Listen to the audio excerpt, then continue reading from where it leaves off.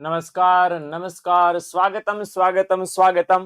આજના લેક્ચરમાં નાનો પણ રાઈનો દાણો એવો કહી શકાય. માત્ર 10 મિનિટ હું તમારી સાથે રહેવાનું છું. 10 મિનિટમાં તમને એવી સરસ મજાની ટિપ્સ આપીને જવાનો છું જે તમારી વાંચવાની ગતિમાં 3 ગણો વધારો કરશે. મને ખબર છે ઘણા બધા તમારામાંના મિત્રો એવા છે કે જે વાંચવા બેસવાનું નક્કી, વાંચવાને જ્યારે બેસતા હોય, વાંચવાનું બેસતી વખતે એમણે નક્કી કર્યું કે આટલું આજે અમારે વાંચી નાખવું છે, એનું 50% વાંચી નહીં થકતા. કંટ્રોલ આવી જાય, બીજા વિચારો આવી જાય છે અને વોટસોએવર પ્રોબ્લેમ્સ બધા ક્રિએટ થઈ જાય છે. એવા લોકો માટે મારી પાસે એક સાદું સોલ્યુશન છે. એવું સોલ્યુશન છે, પ્રેક્ટિકલ સોલ્યુશન, જે જો તમે ધારો ને તો એનો ઉપયોગ કરીને તે જે તમારી વાંચવાની ગતિ છે એમાં કેટલા ગણો વધારો કરી શકો એમ છો? 3 ગણો. ઓકે, 3 ગણું કન્ટેન્ટ તમે સેમ ટાઈમમાં છે જે વાંચતા હતા એટલે સેમ ટાઈમમાં 3 ગણું તમારે વાંચી શકો. અને જો તમારે વાંચવું હોય ને તો આખો વિડીયો તમારા માટે છે, છેક સુધી જોજો. બહુ ઓછા સમયમાં હું તમારા માટે છે પ્રયત્ન એવો કરીશ કે તમારા સુધી મારી વાત પહોંચે અને 10 મિનિટમાં તમને સમજાય કે તમારે એવું શું કરવાનું છે કે જેથી 3 ગણું વાંચી શકો, ને એવું શું નથી કરવાનું કે જેથી 3 ગણું વાંચી શકો. પહેલા તો હું તમને કહી દઉં છું કે શું શું નથી કરવાનું. આપણને નડતો સૌથી મોટો પ્રોબ્લેમ કોણ છે? ઓકે, પહેલો પ્રોબ્લેમ. ઓકે, પહેલો પ્રશ્ન એ છે કે ચલો 3 ગણું વાંચવું છે, નડે છે શું આપણને? સૌથી પહેલું નડે છે કોણ? આપણને નડે છે બીજા. કોણ નડે છે આપણને? બીજા નડે. બીજા એટલે કોણ ભાઈ? બીજા એટલે અન્ય લોકો. આપણે કાયમ બીજાનો વહીવટ કરીએ છીએ. ઓલો શું કરે છે, ઓલી શું કરે છે, એને કેટલા માર્ક આવ્યા, ઓલાને કેટલા માર્ક આવ્યા, ઓલીને કેટલા માર્ક આવ્યા, આ કેટલા માર્ક આવ્યા, આમ શું થશે, ઓલું શું થશે, ઓલાને કેમ થશે, સાહેબે મને વૈઢા, સાહેબ ઓલાને ન કીધું. પહેલું કામ એ કરો, તમારા મગજનો 50% હિસ્સો તો આ બીજા ખાઈ જાય છે કારણ વગરના. કેમ ભાઈ? મહેનત તમારે કરવાની છે, ભણો છો તમે, તમારી ફી તમે ભરો છો, તેમ તમારું કામ સરસ મજાનું કરો છો, તો તમે શું લેવા બીજાની ચિંતા કરો છો? એક્ઝામ લગતી વખતે માની લો કે આખા ક્લાસમાં એવું તમે આ કરતા હશો, જોજો. આખા ક્લાસમાં બધા છોકરાઓ પેપર આપતા ને એક જણાએ કોઈ સપ્લિમેન્ટરી માંગી તો તમને શેડા પડવા માંડે, અલ્લાહ ઓલે સપ્લિમેન્ટરી માંગી લીધી, હજી તો મારા અડધી સપ્લિમેન્ટરી નહીં ભરાય. એટલે આ જે ટેવ છે ને એ નહીં તમને સંપીને જીવવા દે કે તમે કોઈને નહીં જીવવા દો. એટલે પહેલી વાત એ કે ચલો ભણવાનું તો એક બાજુ રહ્યું, મગજને ઠેકાણે રાખવું છે. જેટલા વહીવટ ગામના ઓછા કરશો એટલું મગજ વધારે ફ્રી રહેશે ફોર શ્યોર. એટલે પહેલું કામ આ ધ્યાન રાખવાનું છે કે બીજા લોકોના વહીવટ આપણે કરવાના નથી. આપણે બસ આપણું કામ કરો, સેલ્ફમાં ફોકસ કરો. એટલે મારો કહેવાનો મતલબ છે આ નથી કરવાનું. તો આપણે શું કરવાનું છે? સેલ્ફ. ઓકે, પોતાની જાતમાં તમે શું સુધારો કરી શકો? આના માટે વિરાટ કોહલી ધી બેસ્ટ ઉદાહરણ છે. વિરાટ કોહલી એમ કહે છે કે હું કોઈ પણ સેન્ચુરી મારું, સુપર સેન્ચુરી મારું, ભારતની હારી ગયેલી મેચ જીતાડી દઉં. આ બધું કરવું પછી સોશિયલ મીડિયામાં ગુડવિન ને મને મજા આવી કોમેન્ટ હું વાંચતો નથી કે મારી જીતમાં લોકો શું કે છે, લોકો કેવા કેવા વખાણ કરે છે. એ બહુ સરસ વાત કરે છે કે હું જો એ બધું જોયા કરું, બીજાના વિચારો જાણ્યા કરું ને એ પ્રમાણે કામ કર્યું તો હું ક્યારે ભાઈ મને મારા માટે. એટલે એ એમ કે છે હું શું કરું છું, હું મારા ઉપર કામ કરું છું કે આ રમતમાં મેં આ ભૂલ કરી, આવતી રમતમાં મારે કઈ ભૂલ નથી કરવાની. એના માટે હું પ્રેક્ટિસ કરું છું. લોકોનું જ સાંભળવા રહો તો મારું કામ ક્યારે કરું? લોકોનું જ વિચારવા રહો, લોકો શું કહેશે, લોકો કેવા વખાણ કરતા હશે, વોટેવર. તો એ જો હું વિચારવા રહું તો મારું કામ ક્યારે કરીશ? બિલકુલ નહીં કરું ને. એટલે આ વસ્તુ ધ્યાન રાખજો કે તમારે 3 ગણું વાંચવાની આ પહેલું પગથિયું છે. પહેલો પગથિયામાં શું? બીજાનું ભૂલો અને ખુદ તમારું જોવો. બીજો તમારા કરતા હોશિયાર હોય તો એ હશે, તમારા કરતા નબળો હોય તો હશે, તમારા કરતા એને વધારે વાંચી લીધું હશે તો હશે ભાઈ. નહીં વાંચ્યું હોય તો નહીં હોય. તમારા ક્લાસમાં ઇવન તમારી સ્કૂલમાં જ એવા લોકો હશે કે તમારા કરતા 4 ગણું વાંચીને બેઠા છે. એવા હશે કે તમારા કરતા 10મા ભાગનું નહીં વાંચ્યું હોય. એવા હશે કે તમારી હારવાર જ વાંચતા હશે. એવા પણ હશે કે તમારું જોઈને વાંચતા હશે, તમારી પાસેથી નોટ લઈ જતા હશો, તમે નોટું લાવતા હશો. આ જેટલું બને એટલું ઓછું કરો, સેલ્ફ ફોકસ કરો, પોતાના ઉપર ધ્યાન દો અને કમ્પેરિઝન બંધ કરી દો. આટલું કરશો ને એટલે તમારું મગજ થોડુંક શાંત થશે કે કારણ કે આપણા વિદ્યાર્થી જીવન છે, આપણે એક સાથે આટલા બધા વિદ્યાર્થીઓ ક્લાસમાં ભણતા હોઈએ છીએ, દેખાદેખી શોર થઈ જાય અને એના કારણે આપણા મગજમાં અશાંતિ હોય અને સ્વાભાવિક પ્રશ્ન છે. અને એ અશાંતિ વાંચતી વખતે ગોળાના 5 સવાલ પાકા થઈ જાય, મારાથી તો બેય નહીં થાય. હવે એવું વાંચીને તેમ કરવા બેહો તો ક્યાંક ભેગું થવાનું છે.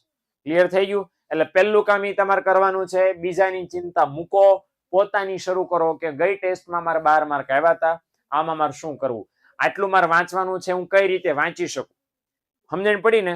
એટલે આટલું ધ્યાન રાખો. Okay, number 2. બીજું શું કરવાનું છે?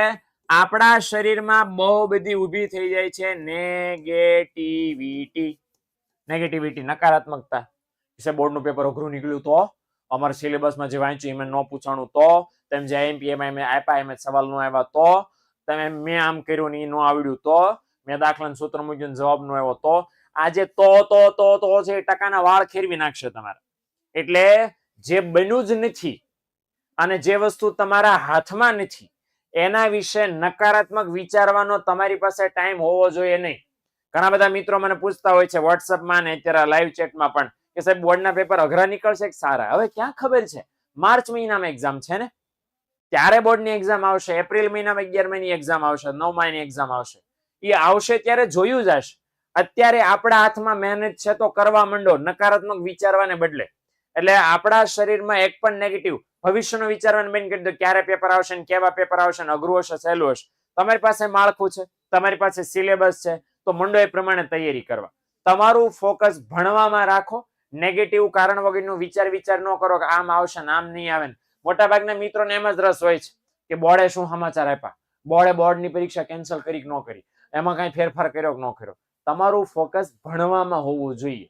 ઓકે, આ બધું શું કરું છું, જે હું કહું છું અત્યારે તમને નથી કરવાનું એ હમણાં વાળી પાછો એ કહું છું બીજી 5 મિનિટમાં શું શું કરવાનું છે. ઓકે, તો નથી જ કરવાનું. આ બે વસ્તુ, બીજાનું કરવાની ટેવ અને નેગેટિવ વિચારવાની ટેવ, બસ આ બે કાઢવાની છે. પ્રેક્ટિસ કરશો ધીમે ધીમે નીકળી જશે. અને કઈ રીતે નીકળશે? ખુદ માટે એટલું કામ કરશો એટલે ભવિષ્યમાં કેવું પેપર આવશે અને કોણ શું કરે છે એવું વિચારવાનો તમારી પાસે ટાઈમ જ નહીં રહે. ગેરંટી શ્યોર આ તમને કહી દઉં છું, વિચારવાનો તમારી પાસે ટાઈમ નહીં રહે. ઓકે, અને બીજી વસ્તુ, જો અમારે જોડાયેલા છો અને ન જોડે તો જોડાઈ જશો, તો અમે તમને આવો ટાઈમ આવવા નહીં દઈએ કે તમારે બીજાની દેખાદેખી કરવી પડે, તમારે નેગેટિવ વિચારવું પડે. તો એના માટે અમારા આઈએમપી બેચ છે જ ઓલરેડી. ઓકે, ધોરણ 12 માટેની અને ધોરણ 10 માટેની પણ લોન થઈ ચૂકી છે. તો ન જોડાણા હોય તો તમારા માટે અમૂલ્ય તક છે કે જે પોઝિટિવિટી તમારામાં ભરવાની જરૂર છે, અમને ખબર છે શું તમને જોઈએ છે, ઓલરેડી આમાં આપી રહ્યા છે. આઈએમપી બેચ વાળા મિત્રો ઘણા બધા આમાં જોડાણા છે, અમને ખ્યાલ હશે. ઇવન ટોપર બેચ વાળા મિત્રો પણ ઘણા બધા જોડાણા છે. જેટલા જોડાણા જરાક અમને યુટ્યુબ ની અંદર જરાક તમારી બેચ, તમે કઈ બેચ ના સ્ટુડન્ટ છો એ જરાક લખી દો, એટલે શું છે કે આ લોકોને ખ્યાલ આવે કે ના ના છોકરાઓ આપડા જોડાણા છે. ક્લિયર થઈ ગયું? એટલે આ વસ્તુ છે. ચલો બીજું, હવે ન કરવાનું તો ખબર પડી, પણ સાહેબ કરવાનું શું? એવી રીતે કઈ તમારી પાસે જડીબુટ્ટી છે? તો જડીબુટ્ટીના નામે મારી પાસે સલાહ છે. જ્યારે વાંચવા બેસો તો વાંચવા બેસતી વખતે તમારી પાસે કામ સિવાયની એક પણ વધારાની વસ્તુ ન હોવી જોઈએ. પહેલામાં પહેલી વસ્તુ, મોબાઈલ તો ન જોવો જોઈએ. મોબાઈલની તમારા વાંચવામાં જરૂર કાંઈ નથી. બરાબર, યુટ્યુબમાં કોઈ વિડીયો જોવો છો તો જોઈ લ્યો, શીખી લ્યો, શીખાઈ ગયું ફોન સાઈડમાં મૂકી દો. બરાબર, તમારા ઉપર શું હોવું જોઈએ? તમારી પાસે સૌથી પહેલું હોવું જોઈએ સેલ્ફ કંટ્રોલ. શું હોવું જોઈએ? Self control. સાદી ભાષામાં ગુજરાતીમાં સમજાવું તો સ્વયં શિસ્ત. આ રાખવાનું જ છે કોઈ પણ ભોગે. ઓકે, કે ભાઈ નહીં એટલે નહીં, આ ન થવું જોઈએ, ન થવું જોઈએ. કોઈ પણ ભોગે, કોઈ પણ સંજોગોમાં આ વસ્તુ નથી કરવાની એટલે નથી જ કરવાની. એ તમારા મગજમાં ફિક્સ રાખવાનું છે. જ્યારે વાંચવા બેસો તો તમારા મગજમાં એક જ વસ્તુ હોવી જોઈએ, મારે એટલા ટકા લાવવા છે, મારે એટલું વાંચવું છે. અને બીજી વસ્તુ કે એક રીત નક્કી કરીને રાખો કે હું રોજ કઈ જગ્યાએ વાંચવા બેસું છું અને રોજ કેવી રીતે વાંચું છું. આનું સેલ્ફ એનાલિસિસ રોજ તમારી જાત સાથે થવું જોઈએ. આ કોઈ નથી કરતું કે મેં આજ વાંચ્યું, મને સંતોષ છો. સચિન તેંડુલકર બહુ સરસ વાત કરે છે, જ્યાં આપણે સાંભળવા જેવી છે.